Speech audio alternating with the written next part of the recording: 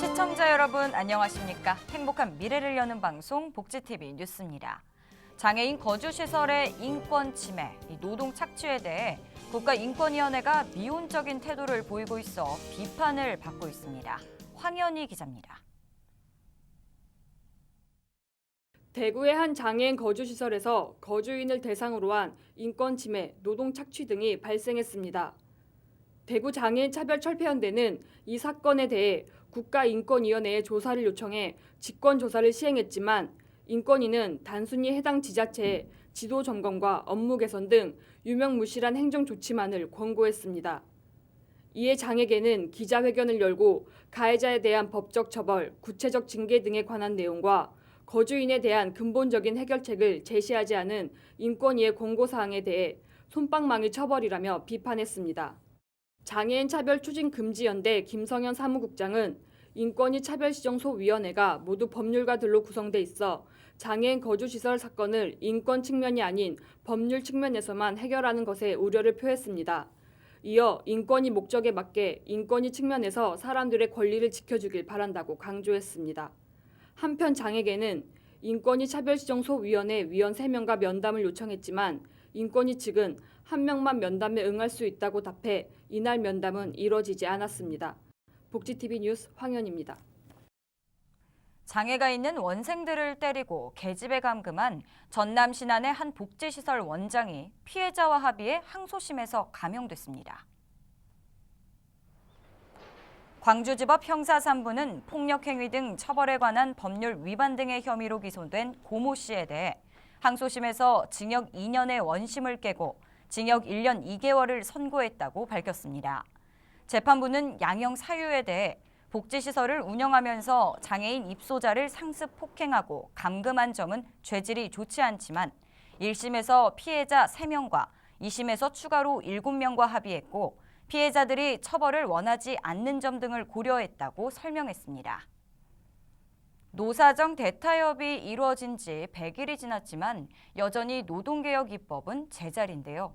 5대 노동법안이 국회 상임위 문턱을 넘지 못하고 있어 연내 처리는 사실상 어려울 전망입니다. 이명아 기자입니다. 지난 9월 노동계가 어렵게 추인해 이룬 노사정 대타협. 청년 실업 해소와 노동시장 선진화를 이뤄야 한다는 공감대 속에 정부와 여당이 속도전을 벌이며 5대 노동법안을 내놨지만 큰 진전은 없었습니다.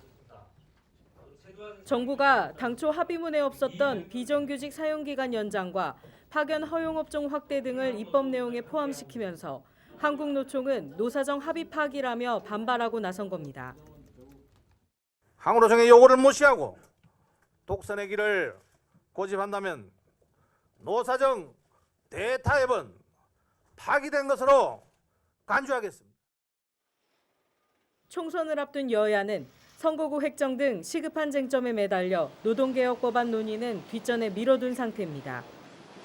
여기에 야당은 노동개혁법이 비정규직 양산법안이라며 반대하고 나서 정부는 더 초조해졌습니다. 금년 안에 입법이 되지 않는다면 내년에 선거 일정 등으로 인해서 사실상 이 법이 폐기될 가능성이 매우 크기 때문에 국회는 환노위를 열어 5대 법안을 논의하고 있지만 임시국회가 끝나는 내년 1월 8일까지 논의를 마칠 수 있을지 불투명합니다. 전문가들은 국내외 악재로 장기 경기 침체마저 우려되는 상황에서 정부와 노동계가 반발짝씩 양보해 다시금 신뢰를 회복할 수 있도록 해야 한다고 목소리를 높이고 있습니다. 복지TV 뉴스 이명아입니다.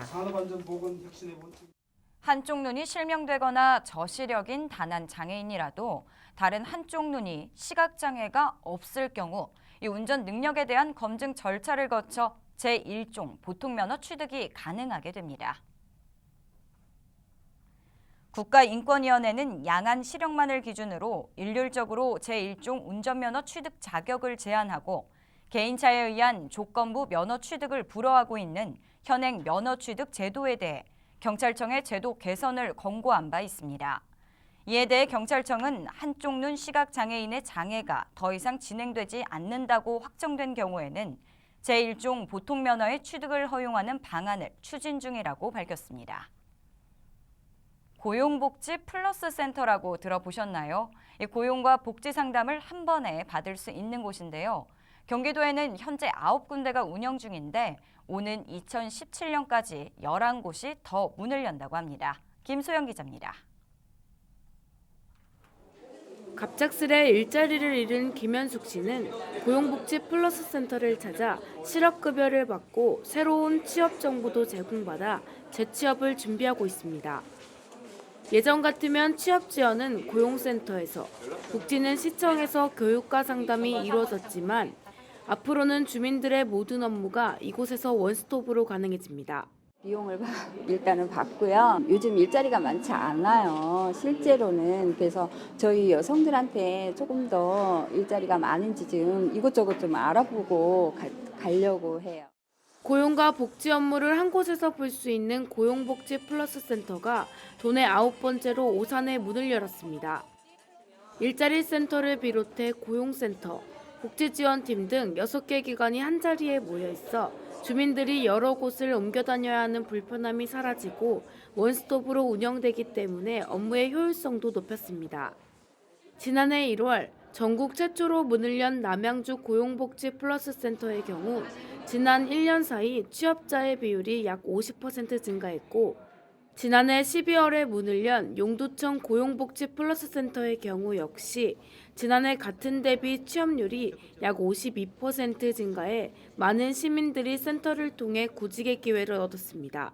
경기도에서도 내년에 안양, 포천, 양평 등 다른 시군에 고용복지 플러스 센터를 확대 설치하도록 최선의 노력을 다 기울이겠습니다. 경기도는 2017년까지 도내 11곳의 고용복지 플러스 센터를 개소할 예정입니다. 복지TV 뉴스 김소연입니다.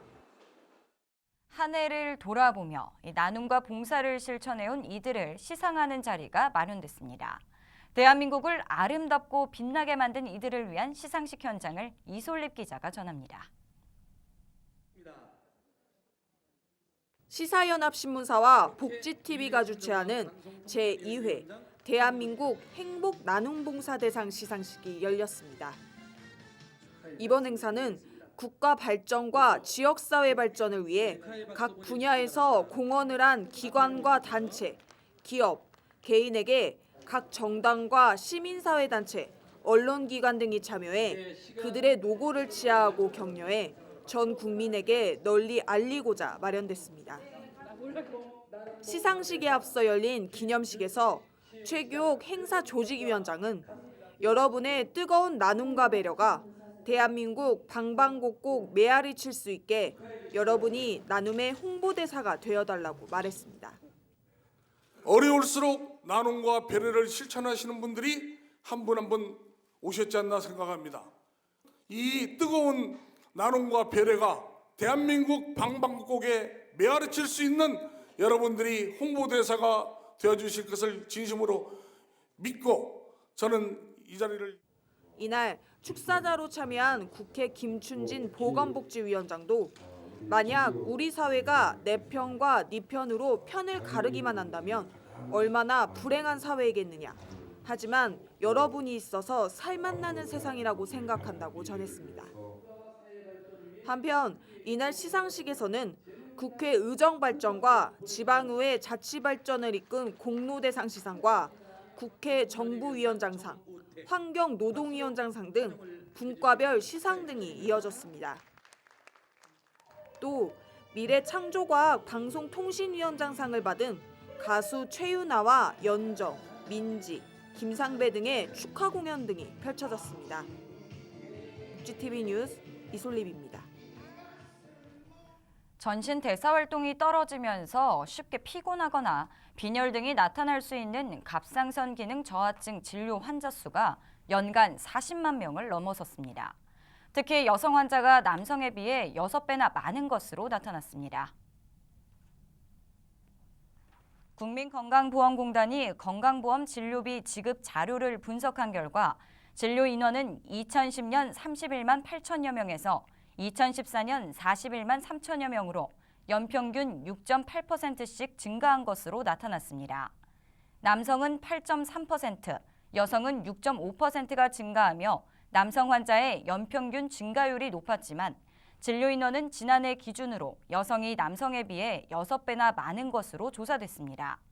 이에 대해 병원 관계자는 일반적으로 자가 면역 질환은 여성에게 더 흔하며 갑상선 기능 저하증의 가장 흔한 원인도 자가 면역성 갑상선 염이기 때문일 것으로 추정된다고 말했습니다.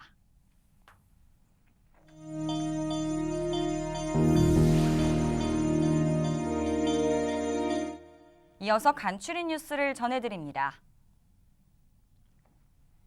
기획재정부와 여성가족부는 일본군 위안부 피해자 생활안정지원금과 간병비를 내년부터 증액합니다. 지난 1993년부터 지원된 생활안정지원금은 매년 3% 정도 증액됐지만 내년에는 21%를 증액해 1인 월 126만 원을 지원합니다. 또 간병비도 올해 대비 40%가량 증액된 월 평균 105만 5천 원을 지원합니다. 경기도 양주시 청소년 수련관에 청소년의 힐링 공간인 휴카페가 문을 열었습니다. 도는 이번 휴카페 개장으로 내년 1월까지 용인과 안산, 안양, 광주, 여주에도 휴카페를 개소할 계획이며 전액 도비로 추진된 휴카페에서는 청소년 누구나 찾아와 휴식과 여가 활동을 즐길 수 있도록 할 계획입니다. 경남도 내 소외 지역 서민의 연료비 절감을 위해 2019년까지 도시가스 보급률을 74.1%로 늘릴 방침입니다. 이를 위해 도시가스 3개사 2,242억 원과 시군비 192억 원, 도비 50억 원 등 총 2,484억 원의 사업비를 투입하고 내년에도 10억 원을 지원해 소외 지역 서민층에 도시가스를 공급할 계획입니다. 부름이 전화 장애인 자립생활협회는 지난 21일 경제적 어려움을 겪는 중증장애인 100명을 위해 2015년도 사랑의 김장 나눔 행사를 개최했습니다. 이날 행사는 중증장애인들에게 김장 나눔을 통해 경제적 부담감을 해소하고 정서적 지원을 위해 매년 실시하고 있습니다. 이번 사랑의 김장 나눔은 지난 10년간 매년 김장 나눔을 후원해온 김일선 씨의 후원으로 이루어졌으며 정성껏 담금 김장은 중증장애인 종사자와 자원봉사자들을 통해 직접 전달됐습니다. 지난 25일부터 3일간 열렸던 2015 상주 곶감 한우축제가 폐막했습니다. 이번 축제에는 전국 각지에서 약 10만여 명이 방문해 약 5억 원 정도의 곶감 선물 세트와 제품을 판매해 성공적인 축제로 평가됐습니다. 또 다양한 볼거리와 먹을거리, 체험거리가 운영돼 인기를 모은 한편 행사 관계자는 곶감이 상주의 생명 산업인 만큼 겨울철 대표 축제로 거듭나야 할 것이라고 말했습니다.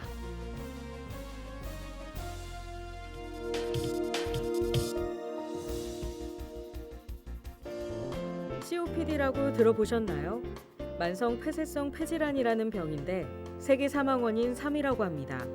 그런데 문제는 조기 발견이 어렵다는 건데요. 흡연이 주요 원인인 만큼 흡연자라면 1년에 한 번 폐기능 검사를 꼭 받아야 한다고 합니다. 이번 시간 건강해지는 팁에서는 COPD, 만성 폐쇄성 폐질환에 대해 알아봅니다. 38년 동안 하루에 2갑 이상 담배를 피웠던 남성. 폐기능이 나빠져 만성 기침과 호흡곤란에 시달리는 만성 폐쇄성 폐질환, COPD 진단을 받았습니다. 숨이 차면서 헛헛거리니까 이게 죽는구나. 내 생은 이렇게 마감이 되는구나 하고 그럴 때는 막 불안하죠. 흡연이 주요 원인인 COPD는 폐를 구성하는 폐포를 파괴해 호흡곤란을 초래합니다. 40대 이상에서 14%, 65세 이상에선 32%가 겪고 있습니다. 문제는 폐암보다 위험하고 전 세계 사망 원인 3위인데도 초기 증상이 없어 조기 발견이 어렵다는 겁니다. 조기에 경증일 때 병을 알고 관리를 하면 사망까지 이르지 않는 병인데 그 기회를 놓치고 나중에 병이 심해져서 호흡곤란이 심한 상태로 병원에 오고 진단이 되면 사망 위험성도 늘어나고 치료가 되더라도 평생 숨찬 고통 속에 살아야 되는 그런 무서운 병이 되겠습니다. 조기 발견, 또 진단 후 병의 진행을 막기 위해선 폐기능 검사를 받아야 하는데 COPD 환자 10명 중 6명만 검사를 받았습니다. 또 치료약인 흡입기관지 확장제를 처방받은 비율도 68%. 적극적인 치료가 시급하다는 것을 알 수 있습니다. COPD가 무서운 건 높은 사망률뿐만 아니라 환자가 진단을 받고도 이 병이 뭔지 모를 정도로 인식이 매우 낮다는 데 있습니다. 전문가들은 40세 이상인데 10년 넘게 흡연했다면 1년에 한 번 폐기능 검사를 받아야 한다고 권고합니다. 조기 발견이 어려운 만큼 미리미리 검사 받으셔서 폐 건강 챙기기 기억해 주세요. 2015년 올해도 저물어 갑니다. 올해 어떻게 보내셨나요? 어떠한 한 해로 기억될까요? 제게 새해 바람이 하나 있다면 우리 시청자 여러분은 내년에는 큰 걱정 하나 줄어들고 행복하게 웃을 수 있는 건강한 삶 사시는 겁니다. 남은 연말 마무리 잘하시고요. 복지TV도 더 많이 사랑해 주시길 바라며 행복한 미래를 여는 방송 복지TV 뉴스를 마칩니다. 여러분 고맙습니다.